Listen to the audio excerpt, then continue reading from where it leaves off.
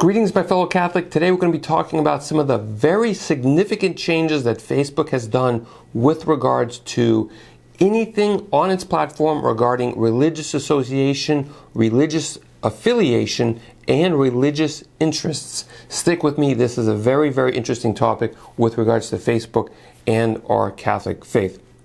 Hi, my name is Brice Sokolowski, the founder of CatholicFundraiser.net, a website that is completely dedicated to helping Catholics just like you with your fundraising. Whether you're starting out or you're well on your way and you're just looking for a few fresh ideas, you are in the right spot, especially for today's topic on Facebook. Now, before we dive in, I want to make sure that you've downloaded my free guide, The 10 Commandments to Catholic Fundraising. This is a list of 10 actions that I have found to be very, very important, very foundational with regards to fundraising in the Catholic context and helping you align your faith, your mission, and obviously your fundraising endeavors. Now, let's dive into Facebook advertising. That's the key topic. You might not have ever done Facebook advertising. You probably have considered it, or you might actually be in it. Facebook advertising, as bad as Facebook is, it's bad. However, Catholics are still using it. That's the moot point. We can complain as much as we want about Facebook. The reality is millions upon millions of Catholics are still using Facebook to engage with one another, post things, etc., etc. So with that said, Facebook advertising has changed some of its rules. So on the user side, you can still that you like Our Lady, you like Jesus, you like the Catholic Church, you like Pope Francis, you like Pope Benedict the 16th, you like, JP2, all of that stuff.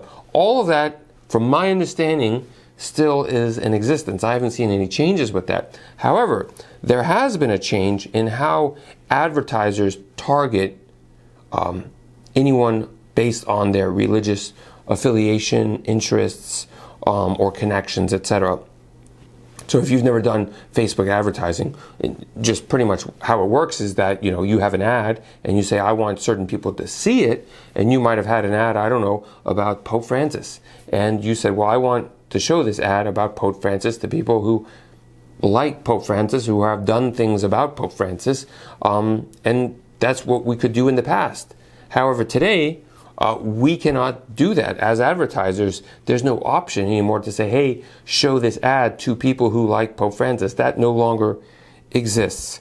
So that is really point number one, is to just show that on the advertising side, anything religious, and this isn't just Catholic, this is, from my understanding, this is not just a Christian thing, it's any type of faith-based interest group. That's completely gone.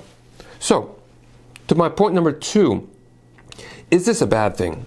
I mean, I personally don't think it's a bad thing because, from the user perspective, 99% of people who use Facebook use it just for their personal interests. They're not advertisers, so nothing really has changed for them. So it's not really bad. People can still and I'm reading my notes, which are going to be included. The link is going to be below, so you can go to my website if you're not already there. So people can still like their preferences of religious interests. It doesn't change how you use Facebook. It's only the advertisers that are affected. So you could complain as an advertiser, well, it's much more difficult for me to target other Catholics. I don't know if it's going to be more difficult. There are alternatives, and that's going to be my point number three. So to conclude point number two, is it bad? Not necessarily. I mean, it was great when it existed. It's not there anymore. I mean, Google doesn't do religious affiliation or interests. For as long as I've been using the platform, that was never an option. So, and I don't think the other social media platforms had it either. So that Facebook did have it for a while. I mean, that was great, but now it's no longer. So the solution, so you can create what's called a lookalike. So you can pretty much give Facebook a small sample of, it could be like 1,000 people, and say, create an audience that looks like this audience. And this audience that you give them could either be your website traffic and say, look, these are the people that are following or visited my website. Find more people like them. So that's still available to you.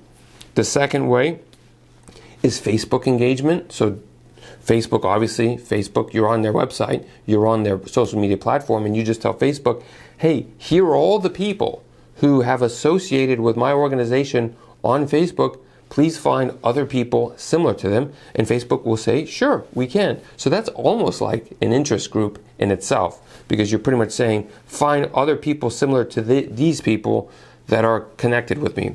You can do that. And then the third way is you can actually upload a list of contacts and say, hey, Facebook, find people similar to these people. And when you do that with Facebook, and I'm not going to get too much in the granular details and whether it's true or not true, I believe it. When you upload to Facebook this list, Facebook doesn't, it distorts the information so that it's not storing that information. So it doesn't, if you give it a list of here are my 1,000 donors, my understanding of Facebook, the way they do it, is they don't necessarily keep that list.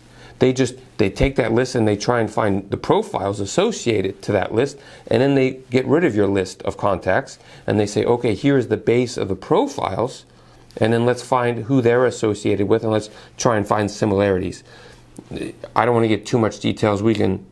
I've had extensive conversations with people about this, so to present it in such a short amount of time is very, very challenging. But nonetheless, Facebook has changed things when it regards to advertising regarding anything Catholic. And it's somewhat unfortunate because it's a great way of finding other Catholics out there, for example, possible donors, but you can still do things in a certain way so that you can still find Catholics. So that's the crux of the whole discussion, is things have changed. Are they good? Are they bad? I don't think they're bad. You just have to pivot a little bit.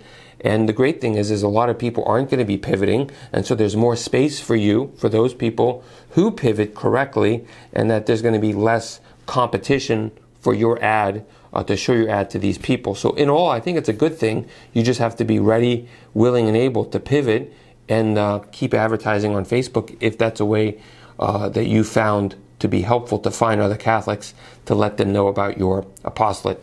Anyways, much longer than I wanted. Hope that this was helpful. Reach out to me if you have any questions. God bless. Speak to you soon. Bye-bye.